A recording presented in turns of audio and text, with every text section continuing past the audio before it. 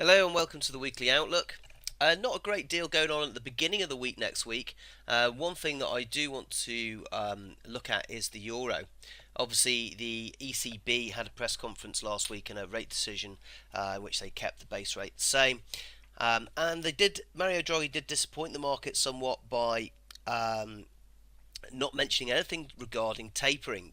The general consensus in the market was to expect a little bit of tapering from the ECB, or talk of tapering from the ECB, which would have in fact given it some strength.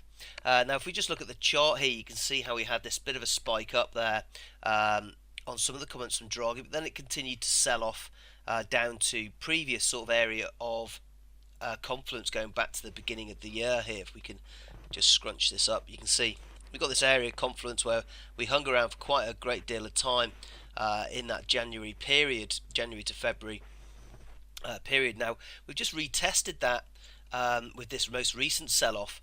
What I would expect to see is possibly a bit of profit taking on the basis of being down at those previous lows, but the euro to still be under pressure on the lead up to the end of the year. Now, the events we've got coming up, obviously we've got the election in the US, which could go either way in terms of strengthening or weakening the US dollar, but that's not until the 8th of November, so we've got some time to negotiate and look at some data on the lead up to that to make any assumptions.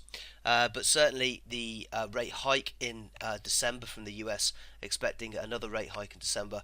Nothing expected in November because of the election. It's very unlikely that the Fed will raise interest rates just on that basis in November, and the market is expecting that, but leading into December there's a very high chance of a rate hike.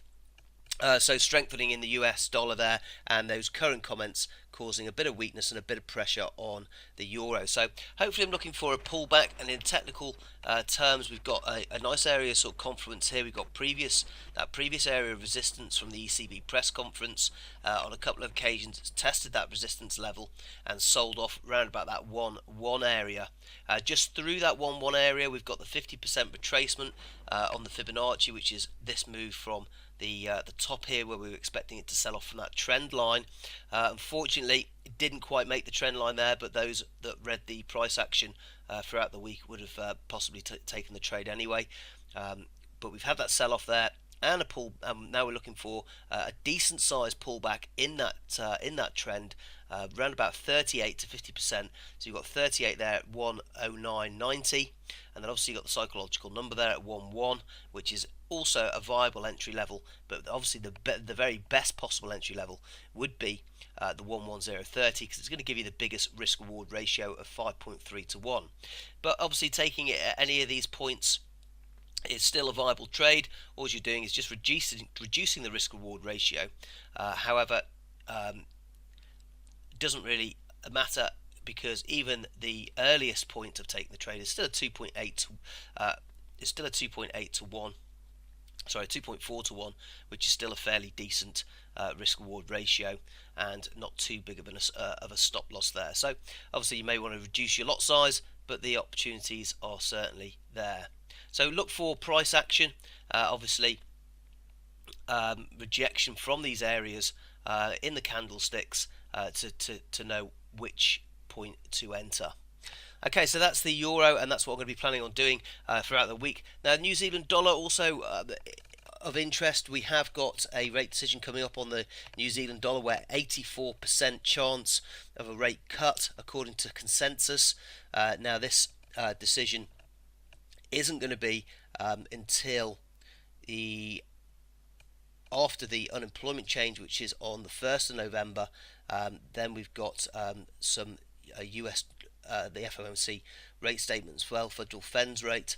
So we've got a little bit of data coming out prior to that rate decision, but at the moment the consensus is fairly solid for a rate cut. I'm just looking for my calendar to load here so we can see exactly when that is, and it's on the 9th of November. Okay, so it's just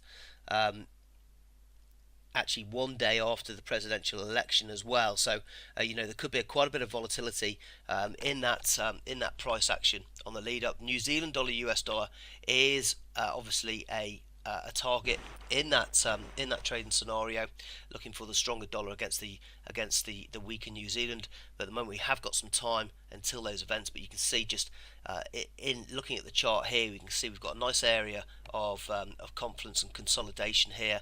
It'd be not where it's retested here and rejected and started to sell off. So another little a spike up here, and possibly a retest of the 7.2 would be the best opportunity, or the pivot point there at 7.213. So there's no need to rush in.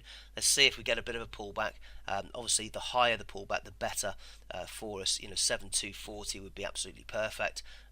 We just have to see how that develops, but one to keep an eye on, and probably be doing a video on that one in the coming weeks. Okay, so that's all for now. Hope you can make some pips, and I'll see you next week. Thank you.